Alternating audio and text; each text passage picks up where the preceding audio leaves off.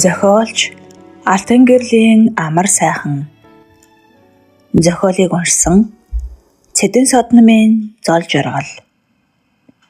Хэцүү анги. Бэлгүүн багшаа хараагүй хүн болж жишүү сууж өнгөрөөгөөд уцаа залгалаа. Сая өнгөрсөн эмэгтэй бага охин руу залгаад байгаа гэдгээ мэдэхгүй. Зулаа бол сүнждийн охин гэж зүүдэндэж орох магадлал байхгүй. Найз охин нь уцаа тасалчихлаа. Дахин залхтал авахгүй дуудуулаад л байв. Бэлгүүн санаагаар унсан харагдана. Бодол болж сууснаа ахин уцаа өргөн дуудлага хийтэл таны залгасан хэрэглэгч уцаа салгасан байна гэхэн сонсогдлоо. Сүнжид багшийн бага охины дурлал хөө өмнөө уцаа ууртай хаяад цонхоор харан бодолд автав. Энэ нэг лаатай багш надад их гай болж байна да. Энэ үний тухай ярьж байсан чинь зулаа гинэт өвдлөө гэсэн. Одоо болтол таагчиг. Амралтын 2 өдөр хичнээн залхав да. Яалтчгүй тэр ярианаас болж л зулаагийн царай хачин болчихсон. Хизээ хийсэн үйл үүрээр энэ багштай учирчваа. Эннээс болоод надтай дуугардагч хүнгүй боллоо гэж тэр бодож хүмхийгээ зуулаа. Дүлгүүн цаанаас гарч ирээд найзаа харснаа царай нь хувраад загнуулах вэ гэж айсан байртай хурж ирлээ. Бэлгүүн дүлгөөнийг хараад учиргүй баярлав. Аваа домоо дүлгүүн минь хулмалцаад хүрээд ирлээ. Энэ л надад үнэн ч үлдээ шүү. Гэд мангартаад эхлэндээ. Найзаагаа учир зүггүй загиндаа болио үз гэж бодов.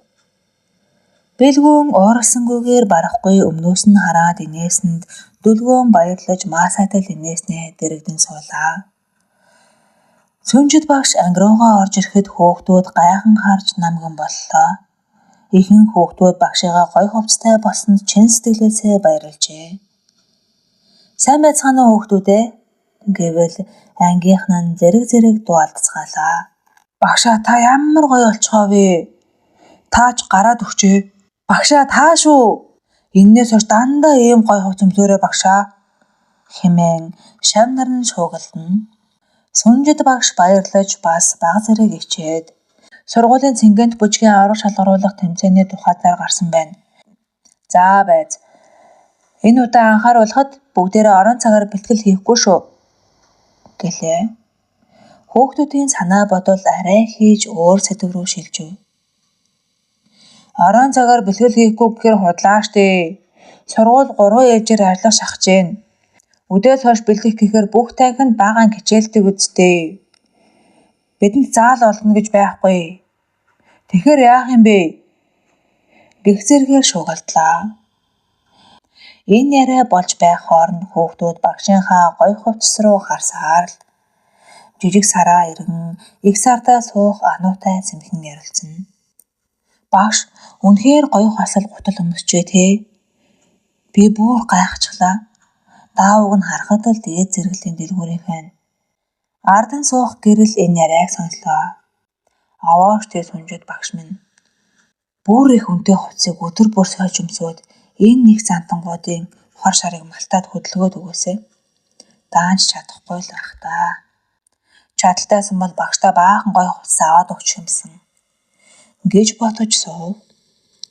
Сүнжид багш 2 хэцүү хөөхд рүүгээ ээлжлэн харснаа бүжгийн тэмцээнийг авч гарах гол 2 хүн манай Бэлгүүн Тэмүү 2. Энэ хоёрын тухай бичсэн сэтгүүлийг би Сөрөн багшаас нь авч уншлаа. Ийм аваартай хөөхтүүдтэй болохоор бүжгийн тэмцээнд төрүүлнэ гэж бодож байгаа шүү хэмээн хэлэхэд Тэмүүний царай бага зэрэг улайсан харагдана. Бэлгүүн ч мөн сэтгэл хангалуун энэ бүхнийг сонсож байсан ч тоохгүй байгаа дүр хэсэг нь ном шагааж суув. Тэмүү хэд хоног газарт жалхаад байна уу, тэнгэртэж нисээд байна уу бөөмэд болчихсон яваа билээ. Өчигдөр орой орцонд гэрлийн гарыг алган дээрээ өргөж зогссон тэрэл жигтэй цаг тооллын шулуун дээр цэг болоод гацчихсан гэмээр. Зүрх сэтгэл нь охины гарыг атгсан чигээрээ хичээлдээ ирсэн. Одоо ч бодол санаандаа хөөрхөн булбарын гарыг инхрийлсэн хэвээр. Гэрэл Тэмүү хоёулаа гэртээ орох дургүй шүнжин орцонд зогсмоор байсан. Гэвч хаалаа дугарч ээж нь дуудан шатаар уруудаж ирснээс найз охин нь бушуухан дээш гүйж Тэмүүн харанхуй болонд зогссоор хоцорсон. Бэлгүүн дунертаж суугаа найз руугаа иргэн харлаа. Өөрийн сэтгэл баргаар байгаач найзаагаа гэрэлтөө ирэхэд ихэснийг бодхоос сайхан. Энэ хоёр миний зулаатай анх танилцаад нэрээ мартах шиг үе дээрээ байгаа даа гэж санаад инээд нь хөрлөө. Тэмүүнд гэрлээс тавьсан хамгийн эхний том нөхцөл бол ангийн багшаа хүнддэг гэсэн хатуу шаардлага. Өмнөх шигээ араатны авир гаргаад багшаа дорд үзвэл би Тэмүүн гэдэг хүүхэд рүү хизээж харахгүй, хизээж таньдаггүй байсан юм шиг явж чадна гэж ууртай хэлсэн. Тэмүүн гэрлийн төлөө амиа өгсөн ч чадгаар байгаа тул энэ шаардлагыг нь өгдөөгүй биелүүлнэ гэж ам өгсөн. Энэ амлалтаа өгсний маргаашийн баасан гарагаас эхлээд л ангийн багш нь хүүд шал өөр хандах болсон.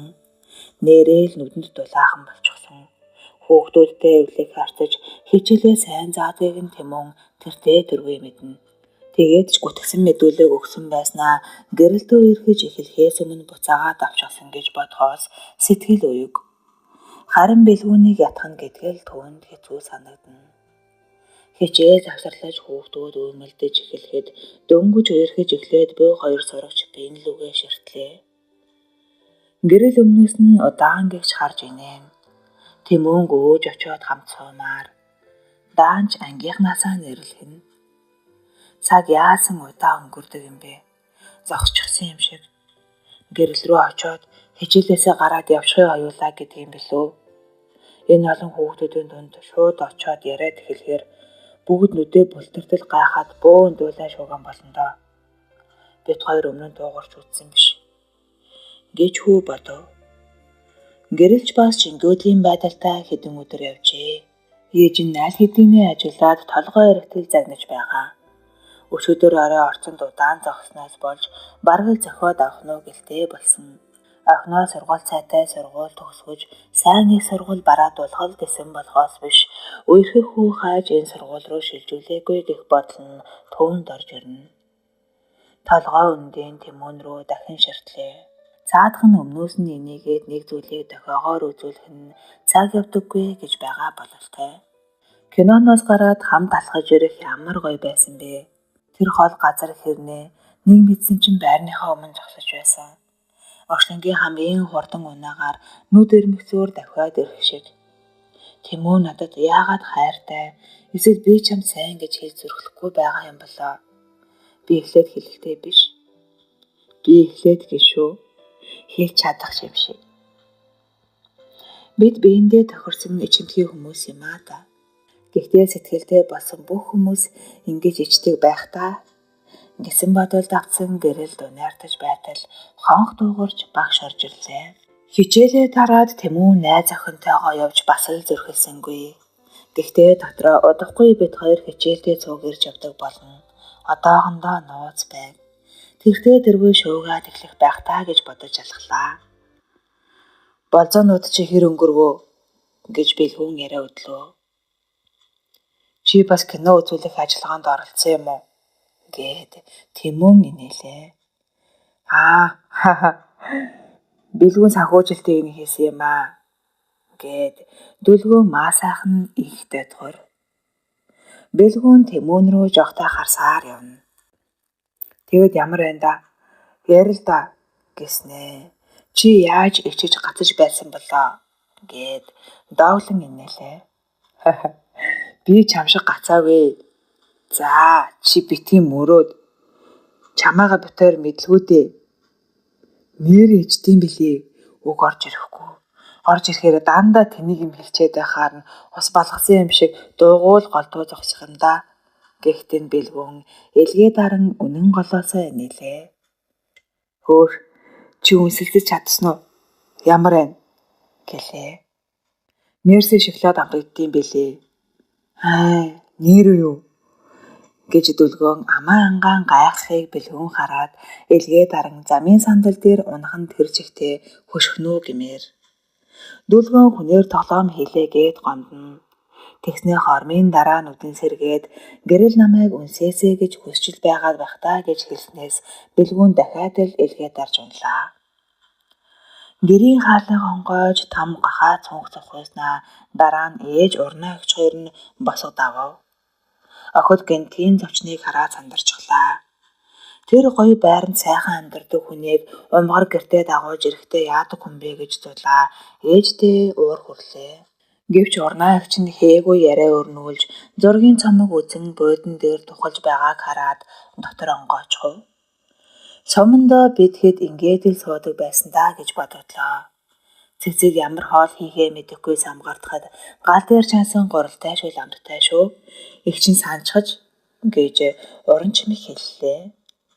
Сүнжэд нутгийн маха бас санаа байлгүй дээ гэж дуалдлаа. Нэрэл хөвсгөлийг би нутгаа гэж сандаг. Ажил амьдрал минь эхэлсэн сайхан хангаа гэж хэллээ. Дөрвөн хөөхөн энэ тэрийг ярьж суусаар нилээн ороодсон хойно гийчин буцахаар үндэж гурвуул уудэндээ гараад уран чимгийн машин болон тойртол араас нь харж тогслоо. Оч хаан тулсыг хэмжээгүй эрэхт хатан хаан үндэсний аюулгүй байдлын зөвлөгтөөгөө төрийн хэргийг хэлэлцэн суув. Бодоод бодын шээр дөрөв гихчил болцоход байна. Сүнжид багшид арга хэмжээ авч тушаал гаргаснаа хүчингүй болохоос гэж янжин захирал хэллээ. Тэгвч төмний шившиг болохгүй шүү гээд хажид сэлбэллээ. Захирал түүн рүү харж толгой сэгсэрлээ. Эргээд харахад хууль эрх зүйн ямар ч үндэслэл алга. Чи гэж нэг салбансан ямны амийг дагаж сэтгэл хөдлөлтөөхөд автсных. Сургуулийн захирал хүн байтлаа ийм хийчихлээ гэд бодгоор ичиж өгмээр. Сүнжид багш нэг ч удаа хүүхдүүдэд цуглгээгүй 4 удаа өдрийн цагаар хийсэн бэлтгэл л очсон байлээ. Хүүхдээ ялгуурладаг гэдэг нь бас л ямар ч баримт нотлохоогүй. Нотлохоо олдохчгүй. Захиргааны шүүхэд ялагдаж шившиг болохоос өмнө бошуухан шиг тушаалаа цуцлан байгаа. Тэмүүн бэлгүүний мэдүүлгийг ашиглаж болно штэ гэх хаждын үг захирлын уурыг асуучглаа. Тэр мэдүүлгийг ашигвал Тэмүүний эцэг чи бид хоёрыг шүүхэд өгөөд хууль бусаар хүүхэд байцаасан хэрэгтэйгээр бүр эрээгүй гэмт хэрэгт татагдана ойлгож гин үү гэд бараг л хагарчих төхөн төнхөлдөж буй захирлаасаа хажид харцаа буруулж гулвллоо. Захирал төнхөлзөн нааш цааш хөлглөө. Яаж энэ ичгэртэй байдлаас гарах вэ гэж бодоход толгой өвдчлөө гэж өглөнө. Хажид та зүгээр л 10-ын даангийн сурагчтай уулзалт хийж хүүхдүүд л юм чинь эвтэйхэн синхруулж хийж болно. Өөрчлөлт гуйсан болоод өнгөрөөч гэлээ. Захирал найз руугаа эргэж хараад иймэрхүү юмдаа алдтай хорчин шүү манай энэ гэж бодож зогслоо. Түүнд энэ санаа их таалагдлаа. Хаждын нүд гэлэлзэж цааш хороо найруулж сууна. Уулзалт дээрээ тэр сүнжид гэж зэвүүн авгааг худлаа магт сайн багшаа энэ дүүрч дутуу үнэлж байж гэдэл хүүхдүүдэд нь цаасан малгай өмсөөл уйраагаад өг гэлээ. Чиний хийсэн балгаар юмд орооцолдож байна. Захирал нь хүүхэд уйраах гээд зогсож байдаг. Юу л болоод байна да гэд захирал шогшорлоо. Чи бас ямны жолооч л энэ мууг тоож Нисан Максимагаар хүргэндээ гэд шоолоод байсан бас худлаа. Цаатахынхаа өмсөн гутал хослыг нь хараал эзтэй. Их амтэн болж таарах гээд байна гэлээ. Хаждын хор шар буцаллаа. Хүний юм нэг л өдөр гуйж өмсөө эзтэй. Тэрмүүд ийм өндөр үнэтэй гутал хувцас өгөх хэн байдгийг гэд хүзүүгээ хайлан шилбэлж суув. Хэдий харанхуй болсон ч орон сууцны орчимд хөл хөдөлгөөн татрах болоогүй. Талбайд хүүхдүүд тоглож час хийтэл инээлтэн. Өвгөд эмгээд дулаан хувцас өмсөөд салхилгаар гарч ирцгээсэн харагдана. Байрны өмнө сүү зардаг эмээ ирж суудаг сүүдрөвчөнд гэрэл найз хүүгийнхээ өмнөөс хараад суугаад ярилцаж байлаа. Бэлгүүн хүмүүнлэгийн их сургуулийн 1-р ангийн охинтой өргөж байгаа гэхийг сонсоод гэрэл дуалдлаа. Тэмүүн найзаа шоолдог байснаа саналаа. Анх уулзахтаа гацснаа ярихад нь би шоолсон юм. Тэгсэн чинь өөрөө гацаж үздэг байна. Би анх уулзсан өдрөө юу ч яриад байв та бөө мэд гихтэн гэрэл инээлээ. Би ч бас юу хийснийг нь сонсох тэнхэлтэй байлоо. Хэлсэн өгсөн сансраас ирээд байгаа ч юм шиг. Зүрхэн дээр нэгэн могшоод л тэрнээсээ бас ичээд гэж бодлоо. Би чамайг сонсоогүй. Осолдохгүй чиний ам хөдлөөд байсан. Зарим нэг өвчин л санаанд байна. Ингээд охины царай улааж инээлээ. Чиний кинон дээр хувааж өгсөн шоколад ямар амттай байсан гэж. Би л амьдралаа тийм гой амттай шоколад идэж үзээгүй гэж хүү дуалдав. Жирийн төснөөс авсан альбом код лээсэн. Хотлоо хошгруулаад гээд гэрэл дахиад л ичиж улаалаа. Үгүй альбом голдч вэ, юу ч вэ хамаагүй тэр шоколадны амт надад одоо хүртэл мэдрэгдэжээ. Би хизээч ийм гой амттай шоколад идэж байгаагүй гэж шин сэтгэлээсээ хэллээ. Тэр хоёрын ард гэрлийн аав ирсэн зогсно. Тэмүн гэрэл хоёрын дундартал уусан жүүсний савруу нь горцсон нүдээр харна. Сөөдрөвчний орчинд холоос бүдэг гэрэл тусах тул охин ааваа анзаарсангүй. Багантаа ташралтаж суусан учраас аавч охиноо таньсангүй. Тэмүн хамраас арталзуулан эргэснээ хонглын хүнийг олж харлаа. Яасан балиар өнөрвэ? Холдооч эндээс. Миний хүү ундааныхаа савыг өгчөөж. Гэрэл аавынхаа дууг сая таньж олж харснаа зог тусаж дотор нь харанхуулаад явчихлаа. Гэрлийн аавч охиноо сая анзаарч давхий тэл зочлоо. Маа бушуухаа аваад цаашаа зайл. Энд чинь хүн амьдардаг хороолол. Тэмүн тал жүүстэй хоёр саваа гэрлийн аавын ингэрлөө шидэхэн туйлын дээрлэхүү. Аав охин руугаа таг гүлэрсэн байснаа сэхээ ороод цааш ирэхнээ савыг бушуухан шүүрч аваад түргэн алхасаар далд орлоо. Гэрлийн нүдийг нэлмэс бүрхэж аавынхаа явсан зүгт харсаар л оч сургуулийн од хөө өөнийг нь огт анзаарсангүй.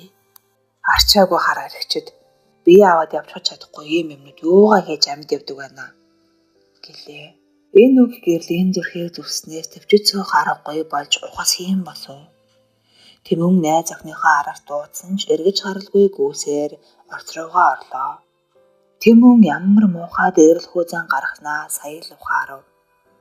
Хөө би яах гэж хүнийг ингэж дарамжлав? Гэрэл ийм занд дургуй штэ гэж бодхоос өөрийгөө хутгаар шийдсэн ч багмаар санагдана. Учир зөвгүй амандаа өглөж өөрийгөө хараалын муугаар зүхэж зогслоо. Маргаашийн хичээл дээрээ Тэмүн гэрлийн уур гарсан байгаасай гэж их гордлоо. Дахиад хизээч ингэж хүнээ дорд үзэхгүй гэдэл уушил гуйчихна. Тэгээд л бид хоёрын харцаа зүгээр болчихно гэж тэр гордож байв. Хичээл завсарлаж хүүхдүүд өмөлдөж эхлэхэд тэр гэрэл рүү хэд дахин харлаа. Гэвч охин тойн руу хилаах ч үгүй жишүү харж суу.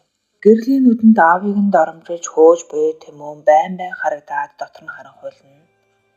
Энд чинь хүн амьдардаг хороолол. Арчаагүй хар архичд бие аваад явчихж чадахгүй юмнууд юугаа хийж амьд явдаг байна гэж хэлж байгаа нь дахин чихэндэн сонсогдно. Тэмүн өөрлөө нь хараад байгааг зөнгөөрөө мэдэрч байсан ч шүд зүүн буруу харан суулаа. Хоёрын зам хизээч нийлэхгүй. Хизээч гэж тэр өөртөө хэллээ. Би энэ бандтай яах гэж кино үзвэ? Шаал тэнийг юм хийжээ гэж өөрийгөө зэмлэнэ. Гэрэл Тэмүнд нүүр өгөхгүй суусаар хичээл тармагц бушуухан гараад явчихлаа. Сургуулийн бүхэл ангиудын адлаар 10-д ангийнхан ч дотроо жижиг бүлэглэлүүдэд хуваагдана. Үүнийгээ хүүхдүүд яг л улсын их хурлын хорчингууд шиг фракц гэж нэрлэнэ. Хоорондоо тэмцэлдэж нууц уулзалт хийж, хор найруулж, нэгнээ эвлэгэж санал авах зэрэг үйлдэл нь яг л улсын их хурлын гишүүд шиг. Гэхдээ улсын их хурлаас ялгаатай нэг зүйл бий. Эрхэм гишүүдийн өгтөж байгуулсан бүлэглэл хувийн эрх ашигын төлөө л ажиллаж, албан тушаалд нэгнийгээ гаргах замаар өгтөж идэж баяжж хүлчгийг л урьдчил болгодог бол хүүхдүүдийн бүлэглэл ангийнхаа эрх ашигыг л энэ тэргуунд тавина. Хэрхэн яаж ангийнхаа хугарсан нэр төрийг сэргээх вэ гэдэг дээр ангийн бүх хүүхэд санаа зорилго нэгддэг. Бол сайхны бүлэг жижиг сараагийнхтай уулзалт хийхээр сэм цугларав.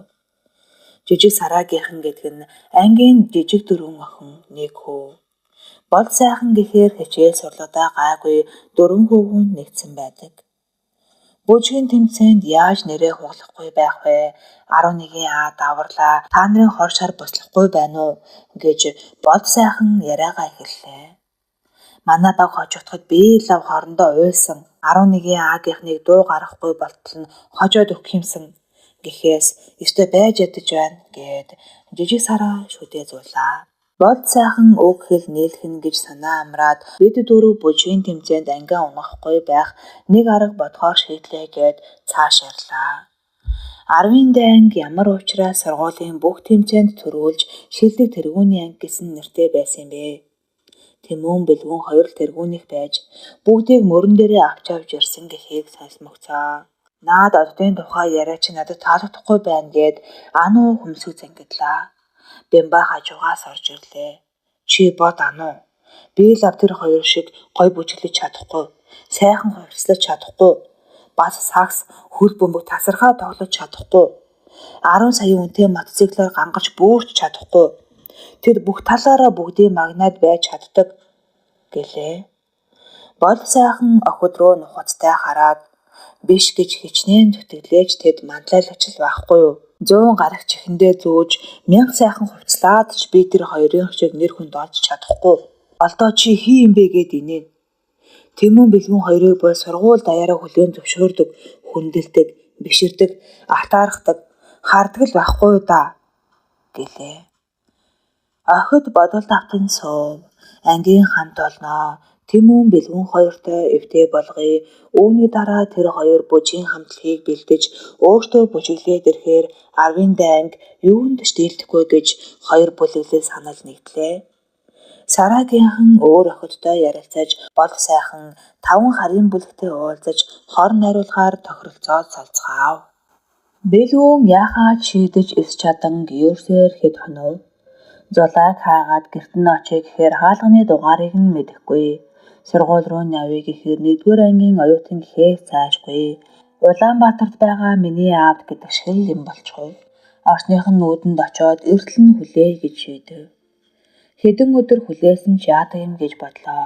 Тэр төмөр унаагаа зайдуу тавиад Зулаагийн орсны харалдаа очиж хүлээлээ. Би Зулаад ямар их хайртай юм бэ. Түүнийхээ төлөө сүнжид багшийн өмнө сүгдсэн ч чадах байхаа гэж хүртэл бодлоо.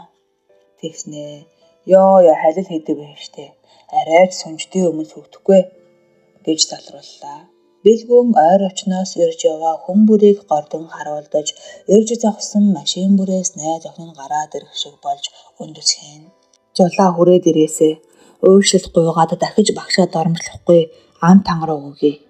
Гуйгаа твтчихъя гэж тэр бодож байлаа. Удаан гэвч суусан ч найз охин нь бараа сураггүй. Орсноос өнөө хөвлөөхөн яриатай хүү гарч ирэхийг хараад чихрээ шагнуулсан хүүхэд шиг л баярлав. Гэтэл хүү түүн рүү яоцгүй харлаа. Та эндээс явсан чинь дээрдээ. Хүний машин зурж зодон хийдэг галзуу солиотой хүнтэй би ярихгүй гэж хүү тэс хүндлэн гэдэв. Бэлгүүн сөгтгөн холгүй гуйж андуурснаа нэг бүртлэн учирлаж ярьсан ч нэг нүдэрээ харах шинжгүй. Арга сүүгчлийн сууснаа чамааг мотоциклаар зугаалуулъя тэхүү гэвэл нүдэн сэргээд явчихлаа. Хүүг ардаа суулгаад нарны замаар нэг тойроод ирвэл дуушгүй орох шинжтэй. Найз охиноо гомдоочхоод балраад байна. Олох хэрэгтэй байна туслаач гэж гуйлаа. Хүү залтай харж байснаа. Ямахаага онуулбал би үүнийг хий гэхэн тэр. Зөвшөөрөхөөс өөр арга байсангүй. Хүү орцныхоо 36 айлаас бүгдээс нь асууж найз охиных нь хаалганы дугаарыг тогтоож өгөхөөр тохирч гэрээ байгуулж гар барилдаж батллаа. Маргааш нөгөөдөр гэхэд сургаггүй болсон Зулаагийн гэрийн хаалганы дугаарыг мэддэг болчихно гэхээр сэтгэл баг зэрэг онгойсон бэлгүүн хүчинтэл хаацлан хөдлөв. Тэмүн энэ үед бас л дурлсан охиныхоо араас бүтэлгүй хөөцөлдөж цээсний махаа зулгааж байлаа. Утас руу нь хэд дахин залгаж үзтэл авахгүй дуудуулж байснаа бүр салгачихлаа. Хаалганы хонхыг дарж зогсохдоо намайг гарч ирээ цохиод аваасай. Уучлжил байвал нүдээ тас зохиулж нүрээ оруулсан ч яах вэ гэж бодож зогслоо. Гэвч таагчид гэрлийг эртээ байгаа гэдгийг тэр мэднэ. Хаалгаа нээхгүй хүнийг яах вэ дээ? Эвдэлтэй биш. Дэмэл хонхыг үргэлжлүүлэн жигнүүлсээр зогслоо. Хаалга торхийн хажуу айлын авгаа гарч ирээд омогтой харлаа. Галзуу солиотой юу? Ингэж хонхтоход наад айлч амьд амтан байгаа бол тэсхүү. Өрөөсөө хачаа амтаа гэж чарлаа. Авгаа зайлахгүй бол цагдаа дуудан шүү гэж орж самансан тул Тэмүн гарч явхаас өөр арга байсангүй. Гэрэл гэртээ суугаад хаалганы хонх дарахыг тоолгүй хичээлээ хийхийг оролдож байв. Юу хичээл хийх мантай. Сэтгэл зүрхээ өгсөн хүн ийм алга үүдэлтэй бүртгэгчин байсанд гутран муу аавыгаа бодхоос нулимс нь гарч ирээд болохгүй. Гаднаас нь харахад өвгөө цагаан царайтай, цэвэрхэн сайхан хувцастай ч дотроо бол хэр бүртгэндээ баригдаж өмхийрш ялзарсан хүний орон цог юм даа чи гэж гэрэл шивнэж суулаа. Гурван найз сүйдрөвчөнд цугларлаа. Дүлгүүн нүдээ тамруулаад найзуудыгаа хөгжөөх санаатай өчигдөр болсон Lakers Celtics хоёрын хурц тоглолтыг ярьж эхэллээ. Наад хоёр нь дууга хураан сууна. Дүлгүүн ганцаараа ярьж байснаа. Чимээгүй болоод хоёр дүнсгэр хүн лөө ээлжлэн харлаа. Зулаач нуцаа авахгүй хэвээрээ лүү гэж Тэмүн ам нээлээ. Тийм гээд бэлгүүн санаа аллаа. Гэрэлж ятагч өвлчлөө гээд Тэмүн гэрлийн цонх руу харлаа. Гэснээ Дүлгүүн амаа том ангалаа. Тэгснээ өвөндөө гимшин бэлгүүн рүү гөлөзөөн гарахад огтын ааш нь олддоггүй гэж үнэ юм аа гэлээ. Нэрээ л учир нь олддоггүй хачин уус юм аа гэх бодол Тэмүн бэлгүүн хоёрын тарих руу зэрэг харган орж ирв.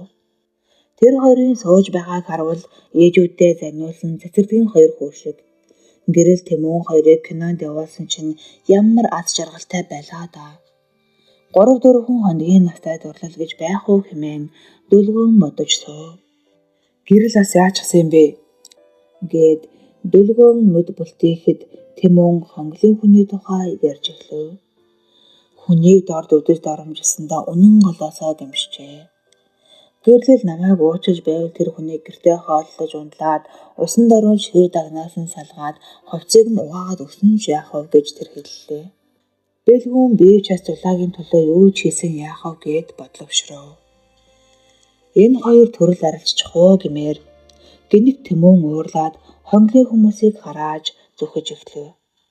Заавал тэр ороо тэр сүйдрөвчрөө тийм хүн салгалж ирэхдээ яахад гэ.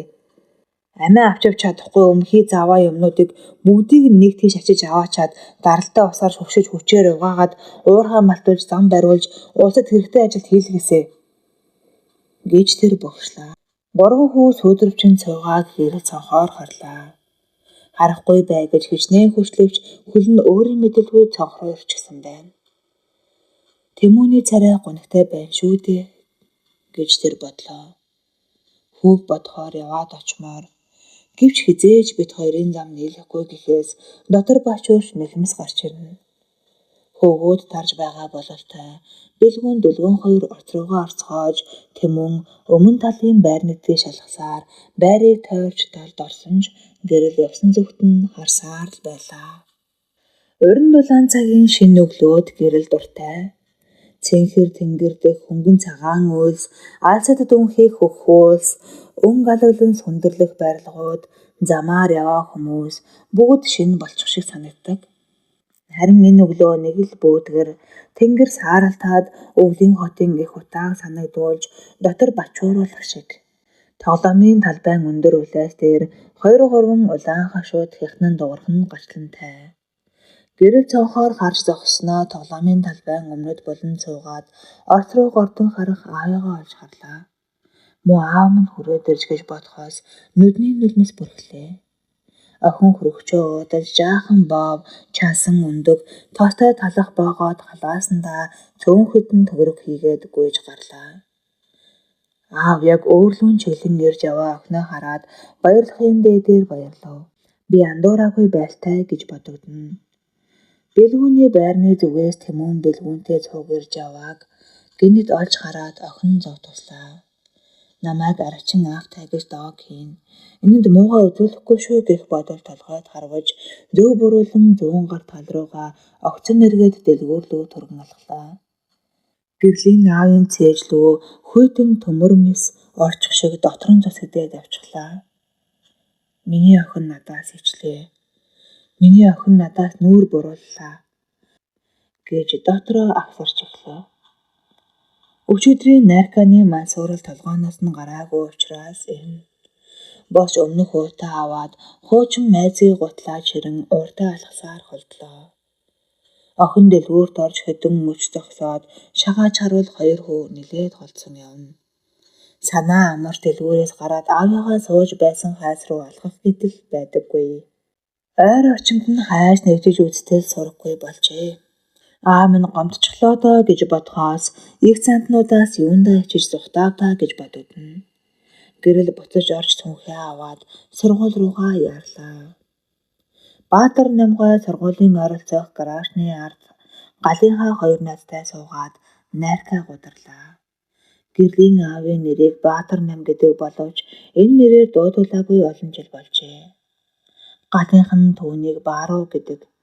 Зарим нэг тэмүүлчт нь Баатууч гэнэ. Яагаад тэгж нэрлэх гээд байдгийг бөө мэд. Бааруу ганцхан малгай юм хөнтрөгчөө айдаад л буцаж сохтов. Би охинтой хүн шүү гээд халааснасаа ноороо шүрчилсэн цаас гаргалаа. Энэ бол охин нь тааруухан дүн авснаа ээжээсээ нуух гэсэн бодолтой хогийн савнд хайсан хяналтын ажил. Хэд хоногийн өмнө охин нь гэрлүүгөө алхаж явснаа цүнхнээсээ гаргаж хайсныг авч нандинан хадгалсан билээ. Энэ цааснаас охин нь үнэртэх шиг болдог. Хоёр найз түүний өвийг сонсоод хөх инээд нь хүрв. Үгсэн баланцагны чинь охин. Чамд охин байдаг бол одоо чиний охин биш болсон. Би охинтой хүнгийн шүү. Мөрөөдгөө гээд элгээ дарж пар хийтэл хөхөрхөн өшөө хөрмээр. Чиний охин биш болсон гэхүүг согтуу Бааругийн зүрхэнд хүрлээ. Нэрэл биш. Миний охин аав руугаа ирж явснаа нүүр буруулаад зүхтаасан. Одоо миний охин биш болсон гэж түүнд бодогдлоо. Тэр уутаа шүүрч аваад босч гойгон алхлаа. Түүний араас хоёр архичин найз нь дуудаж муухай гараал хэлсээр хоцров. Оч цогцлбор сургуулийн 10-д ангийн сурагч Баатар намын гэрэл гэж тэр амандаа уншиж явлаа. Түүний халаасан дэх хуудасны дээд хэсэгт ингэж бичсэн байсан юм. Согтуу эцэг сургуулийн хаалгаар ороход эхний цагийн хичээл дундаа орж байлаа. Үүдний өвөө хаашаа ч юм алга болчихсон байсан тул Дэжүүр ангийн хоёр сурагч муухай үнэртэй согтуу тэмүүлснийг хараад балмутчихлаа. 10-д анги хаана вэ гэж сандран асуухт нь охин айсандаа. 4 давхар шатны өдөөс харсан анги гэж хэллээ. Охинтой хамт жижүүр хийж зогссон 9-р ангийн хүү ахаатаа орж болохгүй гэж дорой дуугаар хэлсэн боловч цаад согтуун тоосон ч үгүй цагаан уутаа чирэн шатаар өгсөв. Ангид сүнжид багш хичээл орж байлаа. Номноос өгүүлэлэг уншиж хүүхдүүд намгэн болж багшийнхаа намуун дуу хоолойд автсан харагдана. Багш нь шүлэг өгүүлгийг мэрэгжлийн жүжигчин шиг л уншдгийг хүүхдүүд биширдэг.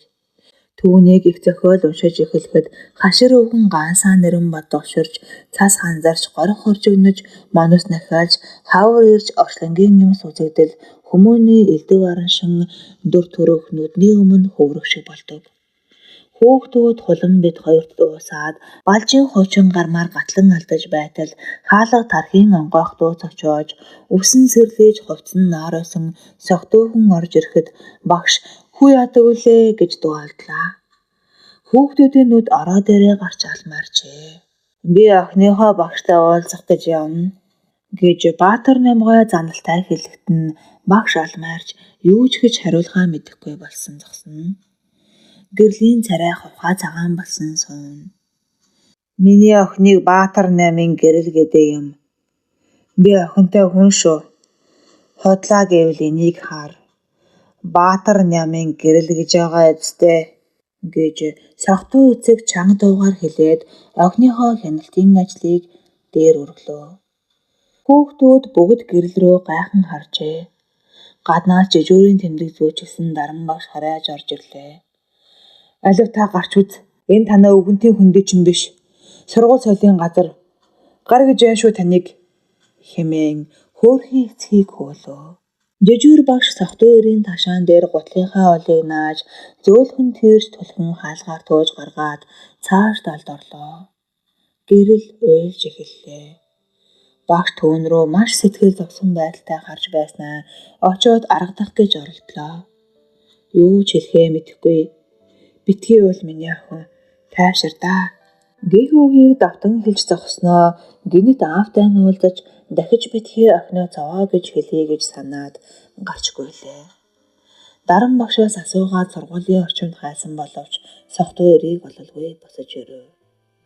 Энэ явдал хүүхдүүдийг үнэхээр цочирдуулжээ. Сүнжид багш охиныг яаж тайвшруулах вэ? Хичээл намаа хайчих вэ дээ. Даан чих олон сургуульд амжиж шилжсэн байсан юм. Ийм учиртай байж гэж бодож суув. Тэмүүнч гүн цочролд оржээ. Бид хоёрыг сууж байхад ирээд ундааны цаг гуйсан хүмүүс байна. Гэрэл архичин аавтай гэж үү? Үгүй байлгүй дээ гэж хоромхон зуурт бодож амжлаа. Хүүхдүүд шивэр авир хийн. Аав нь мөн гэж үү? Худлаа байлгүй гэх мэтээр хоорондоо ярилцсан. Удамжинд хэвтээд нам унтаж байсан эцэг өд болсон хойно сэрж үндэлөө. Яа, хаанаас усалж уух вэ? Ам хатаж өгөх нэ гэж бодсноо түрүүнд хийсэн балгаа гинэт саналаа. Балраа. Би чинь анги руу ороод хөөгдөж гараад байсан билүү дээ. Муу охиныг минь хүүхдүүд нэг нүдээрээ харахаа байна да. Энэ гайтай хар усоо хүнээр юу хийл гэж мэднэ. Одоо өнгөрсөн. Охин дахиад л өөр сургууль руу шилжих байх та. Би гэж яасан балгатай хараад чинь бэ? Өхөл таарна гэж тэр өөрийгөө зүглээ. Хүүхдүүд шоолноос шанал цавж суугаа охины царай нүдэнд нь харагдана. Нэрээ л өвчхмээр. Гэрэл гэртээ ирээд хагас өдөрчин уйллаа. Бүлцээсэн нүдэрээ аав ээж хоёрын зураг руу харна. Аав нь өнөөдрийн өргөж нооросноо бодвол цэвэрхэн сайхан залуу харагдана. Ингээд л алуулах үе минь эхэллээ дээ. Өөр сургууль руу шилжиж гэхдээ биш. Ээж минь намайг сайн сургуульд оруулна гэд захиралд нь өчнөн хахуул өгсөн. Миний төлөө хоосон хонох шахан зүтгэж байж гайгүй сургуульд оруулсан. Адад шоолж л байг. Энэ сургуульдаа үлдээ. Ангидаа чимээгүй сууж л байна биз. Тэргүй надтай одоо ярих хүн байхгүй болчихно гэж тэр бодлоо. Гэрэл цаг руу хараад сандран босч санд минь нүрээ угаалаа. Яаж угаагаад ч нүднийх нь бүлцгэр орлох шинжгүй. Таланд харж зогтвол Тэмүүний тухай бодол орж ирж тэрхүү надтай хизээж дахиж кино үзэхгүй, харах ч үгүй гэж бодохоор дотор нь харанхуйлж дахиад л уйллаа. Ээж санаан зовно гэж бодхоос эргэтэн гэртээ сууж баймааргүй. Одоо болий хангалттай уйллаа. Гарч салхи хамсгалаа тайвширчаад ороод ирээ. Аавыгаа дэлгүүрээс гутал сонгож байгаа юм шиг сонгож болтоггүйгээс хойш хангийн хүний хүүхэд гэдэг нэртэйгээл илэрхээс гэж тэр бодоод хайлгаа нийлээ. Лифт рүү ирээд товч дарах гэтэл Тэмүүн цаанаас ирлээ. Орсонд хүлээгээд зогсож байжээ. Намайг уучлаарай. Аавыг ч ингэж би мдээгүй хачин муухайгаар хэлж гэж. Гэхдээ хариуд нь юу хэлэхээ цэнэн удаан бодлоо. Аавыг ингэж мдээгүй байлаа ч гэсэн ядарсан хэн нэгний доромжилтыг хэм бэ гэж өөр хорсол турна. Бид хоёр хизээж тохирохгүй хүмүүс болохыг хараа эцтэй. Тэгээд чи өөрийн хүслээр намайг кинонд урайгүй дүлгөө өрсөн юм блэ. Би дуулсан. Дүлгөөнд тасалбар өгсөн ч өгөөгүй ч би чамтай уурхий гэж бодож байсан. Би цаашаа яриад хэрэггүй. Харин ч дамжраагүй дээрээ бигнээ мэдлээ гэж гэрээ шийдмэг хэллээ. Тэр Тэмүүн рүү дотроо бөгшөж байсан бүх муу бодлоо уудаж цацлаа. Шүдээ зууж өг бүрээ хорсолтоо хэлж буй өөрийгөө гайхмаар. Чи муу аавд минь энэ хоороололд хүмүүс амьдардаг юм гэж хэлсэн баха. Эрхэм хүндэт хүмгай минь явж үз. Харахны охин харах нь хонгил руугаа нүхэндээ орё доо гэснээ лифт рүү орж хүүг түлхэж холдуулаад хаалгаа. Тэмүүн хаалганы цаанаас гэрлээ намайг уучлаарай гэж хашгирсаар хоцорлоо. Гэрэл ороожин ээждээ загнуулсан ч аавынхаа сургууль дээр ирснийг цохиулгасангүй. Ээж нь аавыг муу хэлэх бүр дэрхрүү нь хатгах шиг болж мууч гэсэн миний аав шүү дээ гэж бодогдож шууд л өмөрч эхэлдэг. Дурлаж дунайтаад уйлж унжаад байхаараа хичээлээ хий. Яасан нэртэрдэг дурлал вэ? Хар нэлхаараа гисээ төдийлэх үү? Сайн сургууль төгсөж сайхан мэргэжилтэй болоод толгой гэдгээр сайхан явах уу гэдгээ сайн бодоорой охин минь гэж ээж нь аашил загнаж өгүүлж байлаа. Маргааш өглөө сургуулийн шатаар өсөхдөө гэрлийн яс хавталцах шиг боллоо. Хааштай өнгөрсөн гэж бодоод урт амсгаа аваад анги руугаа орж явчихлаа. Хүүхдүүдийн шивэр авир яриа чихдэлсэн. Хонглын охин ороод ирлээ.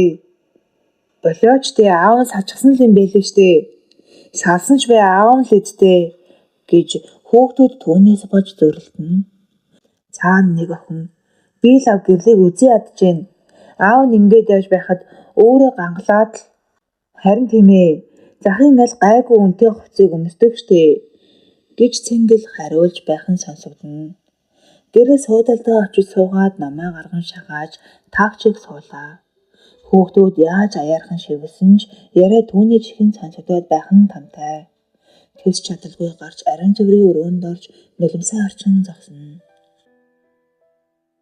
Гэрлийг гарсны дараа орж исэн сүнжид багш ангийг тойруулж гараад гэрэл төр гарсан юм байх та алга байна. Бушуухан хүүхдүүдтэй анхааруулъя байз гэж яарлаа. Би өчигдөр ороо гэрлийн ээжтэй очиж уулзлаа. Гэрлийн аав хэвлэх үйлдвэрт завсарчин алтан гадаас одонтой 5 жилийн гавшгааж тэргүүний ажилтан хүн байснаа ингээд архинд орчихсон юм байна. Ээж нь охинтойгоо нийлж засч авах гэж өчнөөн оролдож байсан гин шүү. Имчилгээнд явуулаад засаад авахаар эргээд л архиндаа орчихдог хүн гин. Ээж нь одоо сачсан байгаа юм байна гэлээ. Багш хүүхдүүдэд тойруулж гараад би та нараас гуй гэрлийгээ эвдээр битгий очлоорой. Аавынхын тухай дэрэгдэн битгий яриарай. Гэрэл маань сэтгэлийн маш хүнд цохилтонд орлоо шүү дээ. Бид нэгнийгээ ойлгох ёстой. Хэнд ч юу ч тохиолдож болно. Нэгнийгээ сэтгэл санаагаар дэмжээрэй хүүхдүүдээ. Гуй гэж хэллээ. Хүүхдүүд ихэнх нь дэмжиж хүлээж авч байгаа бололтой хоорондоо ярилцсан. Багш дотроо хүүхдүүд ойлгож байна. Авоодоо гэж хэлээд гарлаа. Тэмүүн сэтгэлийн цочрлоосоо яагаад ч гарч чадахгүй байлаа. Яаж ч бодсон мартсан дээрдээ. Тэр годомчны хар аригчинд ааваа гэж дуудах уу? Гэх бэлгүүний үг түүний санаанд орно. Аимшигтай. Хонголд амьдардаг тэнүүлчин аригчны охинтой өргөж байна гэж ээж сонсвол шууд л 10 давхраас өсрөн гэж тэр бодож суув. Гэрэл гаднаас орж ирээд суудалдаа очиж намаа шагаалаа.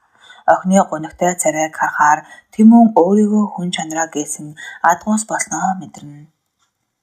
Яхаач мэдэхгүй байлаа. Гэрлийг бодохоор үерхмээр, аавыг нь бодохоор хэцүү. Бэлгүүний өчигдрийн хэлсэн нэг үг санаанд нь орлоо.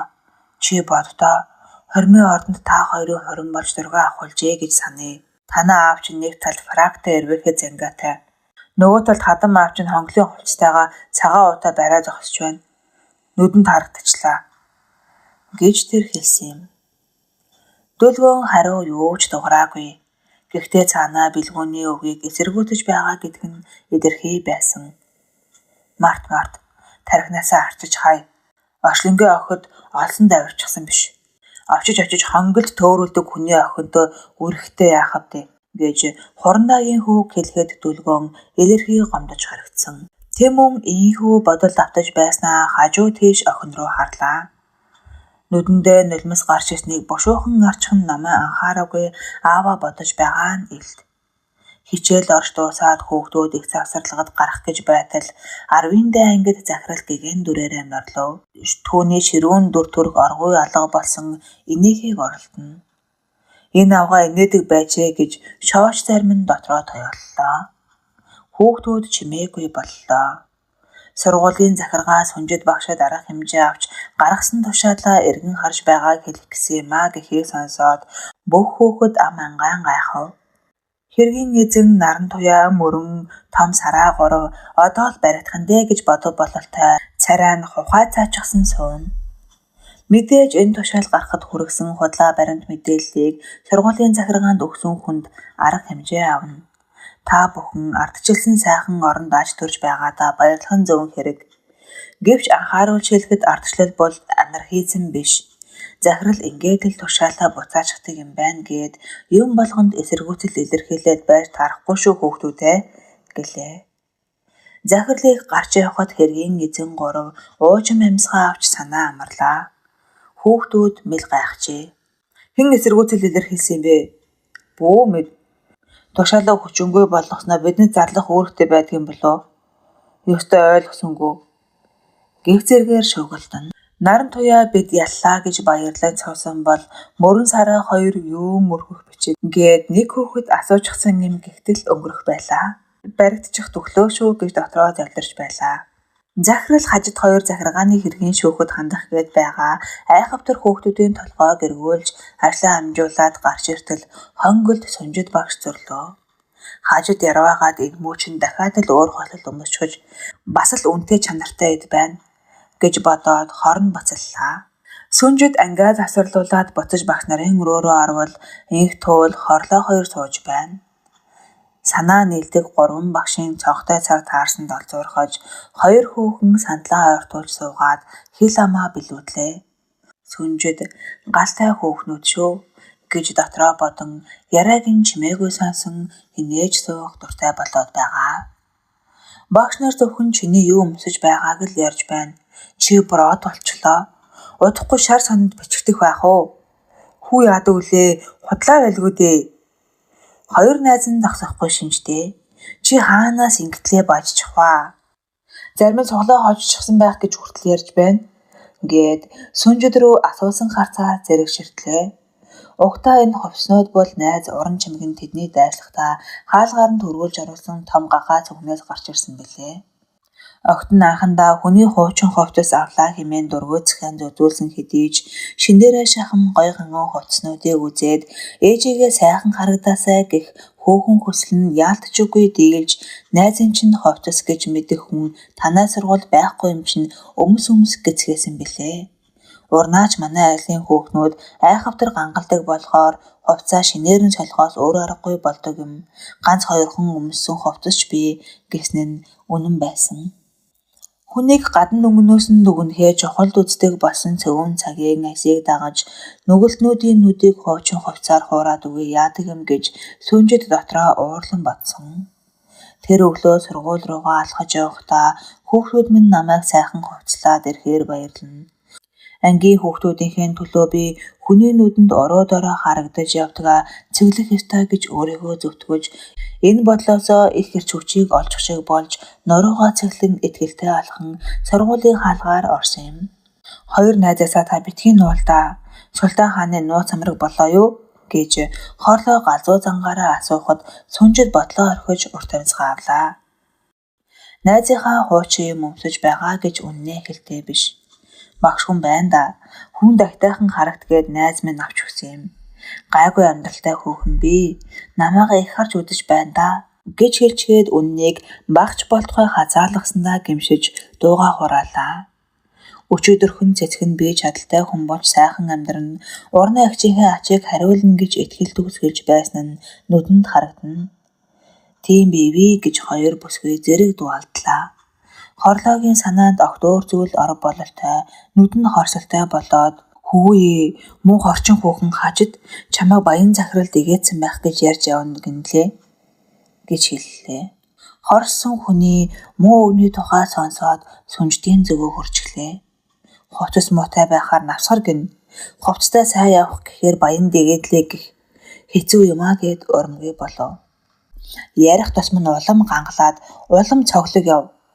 Чамайг ийм гоё болчхоор бид хоёрлоо баярлаж байгаа шүү гэж хоёр багш найзаа тавшруулна. Та одоо нүүр үсээ тордооч. Тэгвэл бүр дээд зэрэглээ од болчих гээд байна гээд хорлоо нүдээ эргэлдүүлэхэд нь хүү яадаг үлээ од болохооч хат гээд дахиад л дуалтлаа. Хорлоо уцаартай хараад наад хөдөө өгөө хаяач гэж загналаа. Яадаг үлээ бахтай яахав дээ. 7 буутын долгор имэж хүртэл өө шэт гэж дуу алддаг болчиход байхад гэснээ тачгинтэл хөхөрлөө. Инх туулан сүнждийн нүрийг бодуулна гээд бүр хүчээр тулгалаа. Наад хорлооч нь гой сайхны барааны сүлжээний хүн шүү зээлээр авчих гэлээ. Хорлоо нүдээ гэлэлзүүлэн найзын хямдрал 8% гээд нүдээ ирмэн дахиад л час хийтэл хөхөрлөө. Огтон гайгүй чанартай гой сайхны бараа авч нүрээ янзал гэж өгүүлдэг нь санаанд ороод хоёр найзаасаа зөвлөгөө авахар шийдлээ. Залуу бүсгүй барааны танилцуулга жижиг цүнхтэй нандин зүйлсээ гарган ирж сүнжэд рүү дөхөж суугаад түүнд юу таарах, яаж төрхөх талаар зөвлөж эхэллээ. Инхтүүл хажуунаас нь хошуу нэмнэ. Хичээл тараад сувд гэрэлтэй хамт алхлаа. Сэтгэлийн хүнд дарамтанд ороод байгаа найзыгаа орхихгүй гэж тэр хатуу шийдээд болж л өгвөл гэрлийг ганцаарнаг нь байлгахгүй гэж хичээж завсарлага эхлэнгүүтэл очиж ярьж хичээл ном асууж байгаа юм. Хэд хоногийн өмнө Тэмүнтэй кино үзсэн гэхээр нь энэ охиныг үзэн ядмаар санагдаж байснаа сууд бодхоос нүүр халуу аргах шиг болно. Тэр хизээч би гэрэлдээ муу санахгүй гэж бодож явлаа. Сувд элдвийг ярьж гэрэл чимээгүй сонсож алхна. Бэлгүүн Тэмүн хоёр энэ мөчөд 13 дугаар хороолол руу зулаагийн гэгдэж байрлуу төхөж явлаа. Бэлгүүн өмнөх өдрүүдийг бодвол сэтгэл санаа нь арай дээрдэжээ. Очмогцоо л уттаж хөвлөөхөн хүүг гаргаж ирээд энэ ах чинь чамайг маршлын гүүрлөө авчивч мотоцикл онуулна. Харин чи хэдэн тоотод зулаа гэж охин байдгийг хэлэндээ гэлээ. Иргэнэ үнэмлэхээ авчирсан уу? Яах гэв? Би айлын хаалганы дугаар хэлж өгөх гээд байна. Та хулгайч байгаад худлаа яриад яваад байхыг хэн мэдлээ тийм үү? Гээд хүү нухацтай харган яг л мөрдөн байцаагч дээрийг. Хүү аавын зээж гарган иргэний үнэмлэхний дугаар овиг нэр хаягийг нь бичиж авах хооронд нь Тэмүн доогтой мушиж зогслоо. Зул гэдэг охинтой айл 8 давхурт 67 тоотод байна лээ гэхийг сонсоод Бэлгүүн санаа амарчих шиг боллоо. Өөр зүйл байхгүй биз гэж лавлан асуухад таны найзыг нь зоддог зулаа агчинхээс бусна бүх айлаас нэг бүрчлэн асуусан. Өөр зулаа гэдэг нохооч байхгүй. Итгэхгүй байгаа бол өөрөө шалгаад үз гэж хүү чухалдлаа. Бэлгүүн 8 давхурт лифтнээс гарч 67 тоод хаалга руу очоод догдоллоо. Зулааг гараад ирвэл ууршил гуйж хэдэн шөнө бодож бэлдсэн бүх үгээ зогсоо зайгүй шүршгэд бэлэм зогсов. Хаалганы цоож дунгаарч нүдний шилтэй махлаг охин гарч ирээд үл таних ганган хөөрөө сониувширхан харлаа. Уучлаарай, зулаатай уулзах гэсэн. Надтай юу? Яах гэсэн? Уучлаарай, би хаалга андуурчээ. Танад өөр зулаа байдгүй? Үгүй. Бэлгүүний догтлол оргүй боллоо. Үүдэнд гарч ирээд хөө Тэмүн хоёрыг хүлээн суухдаа яах вэ гэдгээ бодов. Ингээд бодохоор цөхөрмөр юм шиг. Зулаа гэж жинхэнэ нэр нь мөнж байсан юм уу? Зүгээр л нэг уйдсан хөөхөн 10 дугаар ангийн хөөхдөр доог тохуу хийж байсан юм шүү. Гэж хүртэл бодогдно. Тэгснээ зулаа минь тийх ясгүй. Би ч хайртай, зулаач хайртай. Ганцхан тэр багшид ормжснаас л болсон. Хөдөөнөөс саяхан шилжиж ирсэн болоод л эмзэглсэн байх гэж ганцаараа ярьж суув. Найзаагаа ирэхэд маргааш хүмүүнлэгийн их сургуульд очиж гол хаалган дээр нь өдөржин зогсон яад юм гэж хэллээ. Тэмүн гэртээ ирээд маргааш зулаагийн сургууль руу найзтайгаа заавал хамт явна гэж шийдлээ. Тэгснээр найзаагаа бодон сууж байснаа болоогтоо Бэлгүүний тухай бичиж эхэллээ. Миний найз Бэлгүүнэ гэж шулуун зантай хүнд долгонож таалзаж байхыг нь би л хараагүй. Хинээс ч юу ч асуухгүй илэн халах бүргэд мэд дураараа эргчлөөтэй байх гэдэгт нь би түүнийг хүндэлдэг гэж эхлээд цааш юу бичгээ бодон суулаа. Өглөө эрлэн боч давхсаар ирсэн Бэлгүүн хүмүүнлэгийн их сургуулийн үүдний танхимд орж ирэв. Тэмүнийг хамт тавья гэхэд нь хичээлдээ суу гэж ятгсаар үлдээсэн аж. Эхэндээ эл хол байснаа оюутнууд овч сууж эхлэхэд найз охиноо сураггүй алдчихсан хөө нүдээж завчихгүй шахам хаалга руу харан таг гүлрлөө. Хаяа адилхан охин харагдаж ороод ирэх шиг болж гордоох боловч биш байх бүрт урамгүй болно. Хүлээсээр л зулаагийн найз ган туяа Бэлгүүний дөрөвдүгээр өнгөрөх төгснөө таньж зав туслаа. Хөмсгөө зангидан болгоширч байснаа уцаа гарган залгах нь ихэд зэвүүцсэн царайтай. Оддын ангийн од хөө өөнийг нь анзаарахгүй суусаар л оюутан охин цааш алхах зуураа Бэлгүүн гэж өнөөх балиар залуучийн дээрээд сургуулийн гол хаалга цахиад нам сууж байна гэж найзтаа мэдээд амжууллаа. Хаа нутал байгаа хэдийнэ мэдсэн зулаа сургуулийнхаа арын жижиг хаалгаар ороод анги руугаа орчихсон болохыг мдээгүй хөөд сагсаар л байлаа. Хичээл эхэлж оюутнуудын хөл татрахад найз охин нь хизээч ирэхгүй дахиж дайралтахгүй юм шиг санагдав. Босоод самбар дээр байх зарлал ганц нэг оюутны нэрсийн жагсаалт зэргийг гордон харах боловч зул гэснээр харагдсангүй. Хичээл дундуур ангиар хэсээд оюутнуудыг нэг бүртлэн бүртгэж хараад яваад байлтай биш. Ангийн хаалган дээр дугаарл байхаас дунд сургуулийн шиг 8-ын Б, 9-ийн Б, 10-ийн Д гэсэн хаяг байхгүй. Нэгдүгээр ангиуд хаана хичээлдэг юм болоо? Яаж олох вэ? Гэж бодон зогслоо. Тэгэж байтал хичээл завсарлаж ангиас оюутнууд гарч ирэхэд хонь хурга нийлэх мэт болж холион мантан болчихлоо. Хүүгийн толгой эргэж самуурвуу гэлтэй. Дэмий нэг анги руу шагааж үтэл хэдэн оюутан гайхан харлаа. Бэлгүүн хий гордож хаалга ширтэж суусаар л үд өнгөрөв. Утсан дугуйч найз нь үүдэн дэрснээ хэлэхэд нь учиргүй баярлав. Тэмүүнийг орж ирэхэд бэлгүүн санаагаар бүрмөсөн унчихсан угтлаа. Олох найдвар алга. Хар мянган оюутан дотор хаана гэж хайх вэ? Гэх нь цөхөрсөн дүртэй. Би өглөөнөөс хойш бодлоо. Сургалтын албанаас нь асуусан дээр юм шүү. Бүх оюутныг бүртгэл байгаа штэ гэж найзаагаа хэлэхэд бэлгүүний царай гэрэлтснээ эргээд нурмажглаа. Биднийг тоож мэдээлэл өгч харагдаач гэлээ. Тэмүүн найзаа зоригжуулаад чирэг шахам дагуулж алхлаа. Сургалтын албаны өрөөнд залуухан бүсгүй хаана ямар хэрэгээр явж байгааг асууж өгдөх нь ааш цан сайтай баймаар. Тэмүүн түүнд ойртоод эвлэгхэн ярьж эхэллээ. Яг үннийг хэлэхэд найз маань хайртай охиноо гомдоож өгсөн. Уушлал гуйх гэтэл танай сургуулийн 1-р курс сурдаг гэхээс цааш мэддэггүй. Та тус болоош тэгхүү гэхэд бүсгүй доогтой жуумайж бэлгүүний дотор онгоогоо давчихлаа. Ядахта нэрийг нь мэдхийн байгаа зү. Зул гэдэм аа. Зулаач байж мэднэ. Овг нь мэдэхгүй. Ийм яриа Тэмүүн сургалтын албаны ажилтан хоёрын хооронд боллоо. Завтай байгаа тулдаал тоо хоёрыг эрхлүүлж байна шүү хүүхдүүдээ гэснэ. Компьютертэй нэрийн шүүлт хийх нь их ээлдэг. Тэгснэ за бичээд аваарай гэлээ. Хоёр хүү Баатрийн зул, олон улсын харилцааны 1-27, Банзрагчийн зул, сэтгүүл зүйн 1-03 гэж бичиж авлаа. Үсгүй манай 1-р курст 2 зулаа байдаг гэж үү гэж гайхаад харин зулаа гэж нэртэй хүн алгаа гэв. Хоёр хүү баярснаа хэлээд гарах гэтэл араас нь дуудаад хичээлийн дундуур оюутан дуудаж болохгүй хатуу анхааруулъя гэж бас нэмлээ. Бэлгүүний царайд нар гээчгсэн юм шиг харагдана. Хоёул ангийн дугаарыг хичээлийн хуваарийн учрыг олох гэж нилээд мөнгнөж оюутнаас хэд дахин асууж байж учрыг нь оллоо. Олон улсын харилцааны 1-27 гэдэг анги 218 тоо танхимд хичээллэж байгааг хуваараас харж аваад бушуухан 2 давхар руу өгсөнгүй. Ашгүй удаан хүлээсэнгүй хичээл завсарлахад нь зулаа гэдэг оюутныг сургаллаа.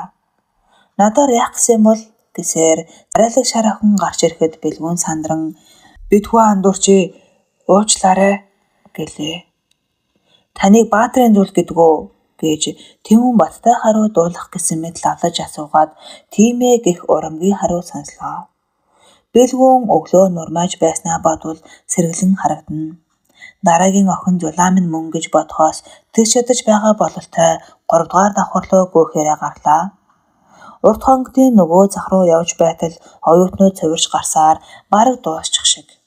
Бэлгүүн бухимдаж Тэмүүн тайвшруулах гэж төр саатлаа. Яг энэ мөчөд ангиас гарч ирсэн зулаа тэднийг хараад цочлоо. Бушуухан буцаж ороод яахаач мэдэхгүй зогсох нь гарцаагүй баригдчихлаа гэж бодмоор. Төрөлхийн адтай зангаараа тэр дороо сэрж ангиж үлдсэн 2 охиныг нэгийг дуудаад сандран хэллээ. Хүүшээ сарнаа найзаа тус болооч төхөө. Юу яач авъя чи чинь? Зул маш түргэн сэтгэлээ. Одоо цаанаа чинь 2 банд орж ирээд зул гэж хүүхэд байна уу гэж асуух байх. Чи би байна яах гайв гэж хэлээрэй заа юу. Чи найдаа ганцхан удаа тус олчих. Гой гэснэ. Санд минь ширээн дагуур орчихлоо. Найзынхаа хачирхалтай гуйлдад охин алмаарч зогсдол хаалга онгойн 2 хүү орж ирлээ. Уучлаарай энэ цай сэтгүүл зүйн 1-03 дугаар анги хичээллээд гарсан уу? Тий. Танай ангид зул гэж охин байдгүй? Би байна. Өөрийг чинь Банзрагчийн зул гэдгүү? Тий, яах гэсэн бэ? Гисэн нэрээ Сарнаа гэгч охин Тэмүн хоёрын хооронд өрнөлөө. Ангийн найзын шахалтаар гинэт худлаа хэлэх болсондоо охин бантаж сандраад гарахын түүс. Тэмүний уушлахгүйхийг сонссон ч үгүй цааш эргэн хаалга руу зүгэллээ. Бэлгүүн илт нормаачглаа. Найз охиноо би хизээч олохгүй байх гэсэн төрүүчийн бодол нь эргэж ирлээ. Зулаагийн доогуур нь орж нуугдсан ширээн дээр сандааж суугаад шааш эртнэ. Тэр эцсийн найдвар нь тасарч гутарсан өнгөөр ярьж эхэллээ. Яаж зулаагаа олох вэ? Би галзуурах байхаа. Энэ үгийн хариуд Тэмүнд хэлэхөөг олдсонгүй. Цөхөрсөн найз нь хайрын тухай ярьсаар л. Цонх, толь, ном бүх юмний цаанаас зулаа харагдаад байх юм. Би зулаадаа ямар их хайртай юм бэ? Бэлгүүн өмнө хайрын тухай яруу найраг уншихаараа инээдэг байсан бол одоо зүрхэн бүлэглэн догдолдог болноо ярина. Хайр гэдэг юутайч зөөрлөжгүй сайхан зүйл байдаг юм байна гэд яриандаа уярсан хүн суув. Хоёр найз гарах шинжгүй. Тэмүн бас гэрлийг яаж боддгоо ярьж эхэллээ. Зулаа хэрвээ намайг уушлахгүй гэвэл би шууд өөхөх байхаа гэд бэлгүүн ширээг эвгүй догонцуулан тэнцэр алдлаа. Сандарсандаа ширээн дагуур эвгүй суучихсан зулаагийн тавчаар алдарч чимээ гаргачих төхөөд арайхийн төслөө. Хөл гараа засмаар болно. Нүдэн харанхуйлж хамаг биен нь бадарч юу юугүй унахноо гэлтэй. Тэгтэл Тэмүн арай хийж явъя гэснээ үүд рүү чиглэлээ. Хоёр найз гарч чимээ алдарсны дараа охин ширээн дагуураа түгхийтэл унаад урт амьсгаа авлаа. Танхимд хичээлэх дараагийн ангийн хүүхэд орж иж суусныг мэдсэнгүй. Ширээн доороос хүн гарч ирэхэд охин цочиж "Ээж" гэж час хийтэл дуу алдахад зулаа ичсэндээ улаачсан ангиас гарч явлаа. Дүү нь гэртээ орж ирээд эгч рүүгээ удаан харж суухад нэг л юм болж дээ гэж цэцэг таамаглав. Бэлгүүн дээрээ эргээд яваад очих уу? Чи юу гэж бодож байна? Гэхдээ дүүгээ өрөвдлөө. Бэлгүүн сүнжид агшиг хөргөн болохыг хүлээн зөвшөөрөх үү? Гिचгээд яах гэж ингэж шууд хэлвэ гэж амаа байрлаа. Миний дүүд ийм зовлонтой дурлал ирчих гэж дээ.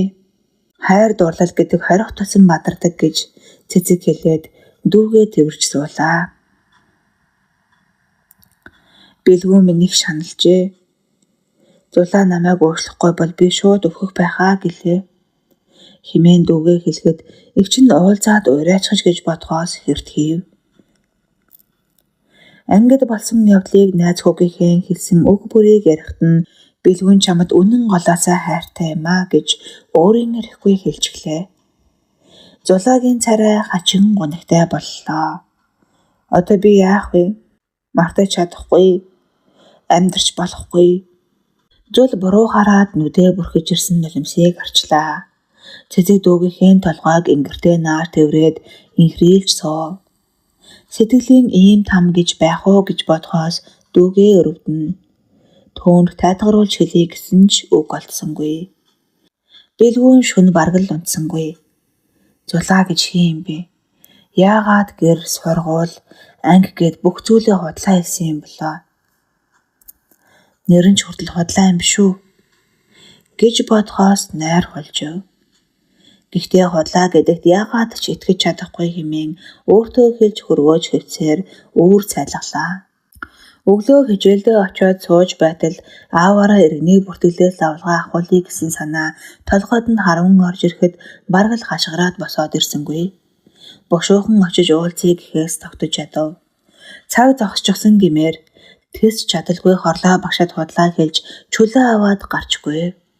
Бэлгүүн марцсан гаргацаа авахаар хаалгаа түлхүүрдэн орж ирлээ.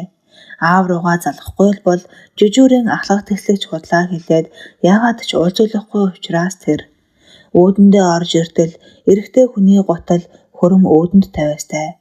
Хүүгийн царай ховсийгээд явчихлаа.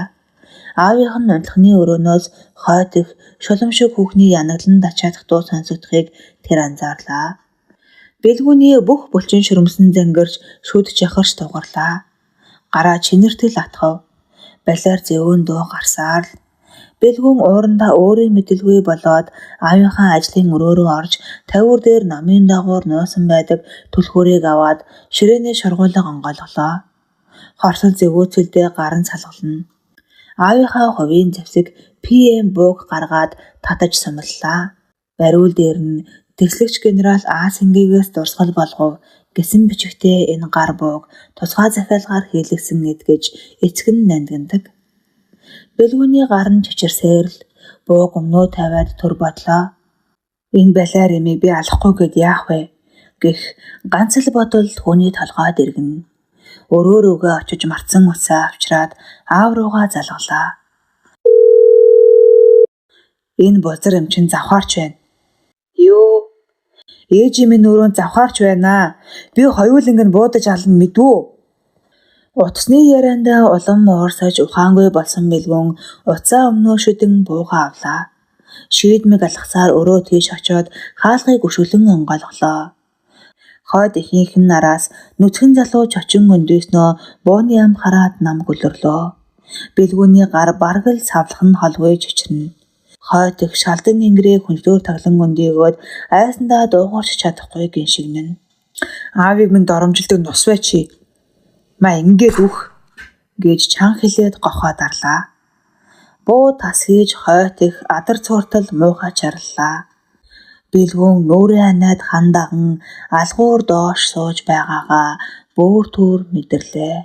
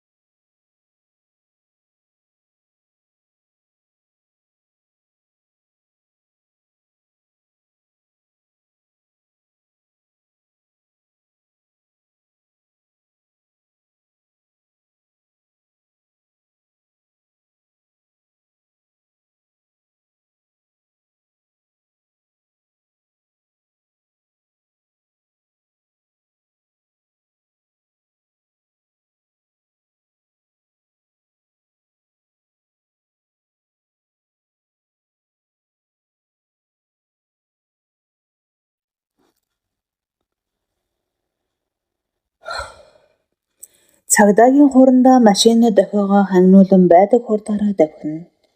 Хурандаа жолоочийн дэргэд суучсан түрглээрээ хүмүн гэж шавдуулна. Арайч буудчихаагүй байгаа. Бууга гэртээ үлдээдгээ болий гэж хичнээн боддог байлаа да. Буудчихсан байвал яах вэ гэж тэр мөмхий залуун дүүрч хөөмөн цочролд ороод өөрийгөө буудчих үедээ өрмөн химэн дашторжгой өөртөө өглөж явлаа. Машин байдгаараа хурдж дохио ханган саарл. Байрны өөдөнд хурандаа машинаас усарч буутал хөрш өвгөн орцны өмнө их сандарсан царайтай өгтөв. Танаа цай буундуу дугарлаа гэхийг сонсоод хурандаа буудчихлаа гэж юу бурхан минь хөөмөн амьд байлгаж хайрал гэж дотроо залбирч амжлаа. Хөршийн царай хухай цайхыг харсан өвгөн халаасаа ухаж валидол авах уу гэхэн бүдэг бадаг сонсогдлоо. Хурандаа сэхээ ороод хэрэггүй нэмээгой сүртэй юм болоогүй. Эхнэр сая уцтаад хуучин зурд буудчихлаа гэсэн юм аа гэлээ. Өвгөн гайхан харснаа яах аргагүй л буушиг дуулсан юм да гэсээр хоцорлоо. Хурандаа 3 давхар өөд өксөн гүйж явахдаа хөөмөн өрмөн гэж авандаа өглөж явлаа. Гэртээ ормогцоо хонгилд булангийн цаанаас зөхөх хүүгийнхээ 2 хүлээг олж гараад дуу алдаж нүдэнд харах болов. Гэртээ ормогцоо хонгилд булангийн цаанаас зөхөх хүүгийнхээ 2 хүлээг олж гараад дуу алдаж нүдэнд харах болов. Хөөмөн өрмөн гэж дотроо өглөн сөхөрч суулаа. Салгалан өргөс зүтгэх боловч гар хөл нь хүлээтэй юм шиг хөдлөхгүй. Аавын нүдэнд 5 дунан дөнгөж хөлд ороод инээж байгаа хүн харагдана. Өмнөөс нь хараад ааваа гэж дуудана. Дашторжгой арай хийж зориглон өндийгөөд унтлагын өрөө рүү эргэсэн болон тойрч хагаалаа. Цусандаа хутгалцсан хүүгийнхээ толгойг харах вэ гэж бодохоос нүд бүрэлзэнэ. Бэлгүүн өөрийгөө буудаагүй хонглын ханнааж суусныг хараад хурандаа баярлсандаа хүүгээ дүүрч авлаа. Бэлгүүн би хүн буудчихлаа гэж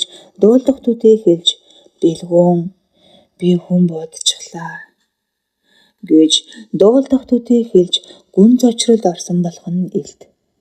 Хүүгийн нүд таг гуларчээ. Эцэг өмнө хэвтэх бууг аваад цаашаа өрөөрөө харлаа. Өргөн цэждээ цагаан залуу орны цаан сөхөрч суугаад салгалан чичирч байснаа сэхээ орж хувцас хөрч өмсөж эхэллээ. Гарын салгалан өмдний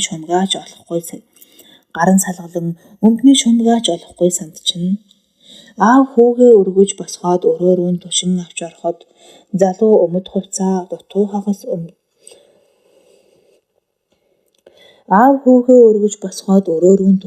ороход залуу өмд хувцаа дутуу хагас өмсснөө айдаад ухасхийн гарлаа.